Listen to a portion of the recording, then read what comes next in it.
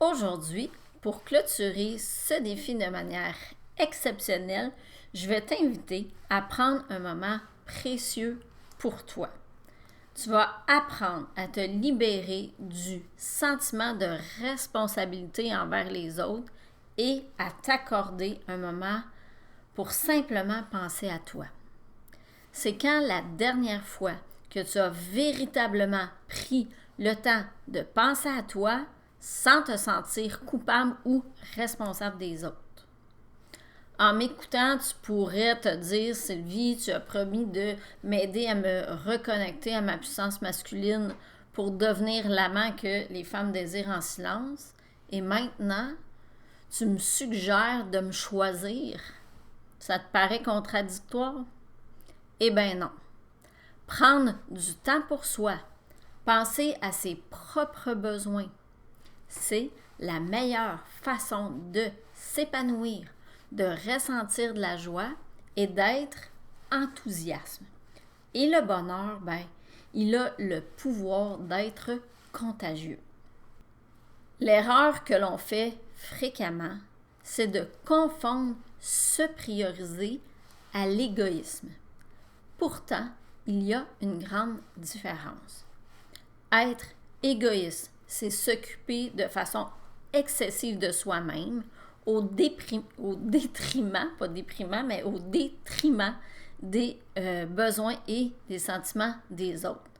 Les personnes égoïstes pensent qu'à leur intérêt sans se soucier des conséquences négatives que ça pourrait avoir sur les autres. L'égoïsme est généralement associé à un manque d'empathie et de considération pour les besoins et les sentiments des autres. Tandis que se prioriser signifie accorder de l'importance à ses propres besoins, son bien-être et son épanouissement personnel. C'est prendre soin de soi de manière saine et équilibrée sans ignorer les besoins des autres.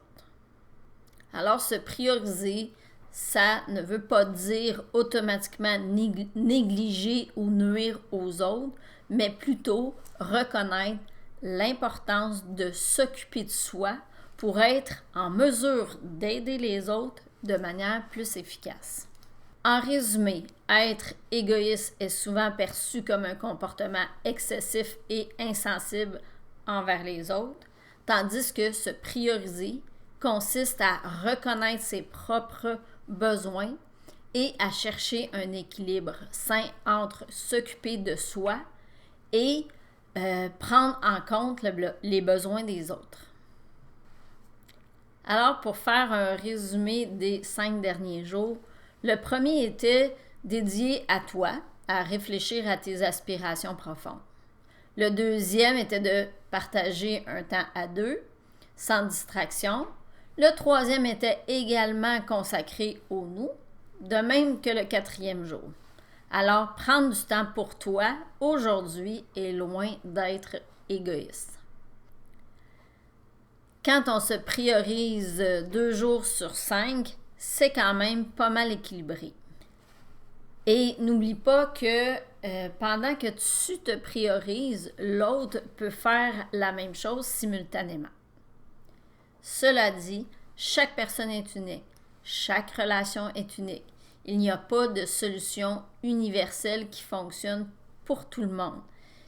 C'est pour ça que je t'invite à prendre rendez-vous avec moi personnellement pour discuter de toi, de ta situation et de te faire un plan d'action personnalisé. Je suis là pour t'aider. Alors, fais le premier pas vers une vie plus épanouie. Alors, j'espère que tu as apprécié ce défi et que l'on va se rencontrer très bientôt. Merci beaucoup et à la prochaine!